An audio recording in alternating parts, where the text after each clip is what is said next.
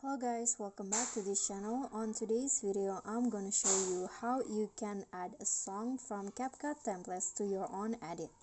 So if you like a song from CapCut templates that you want to add to your own edit, you can just find the templates first. For example, I want to add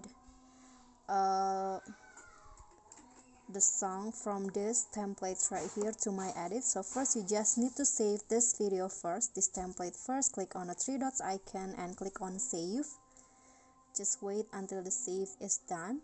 Then after that, open your project or your edit. Okay, so in here I've already opened mine.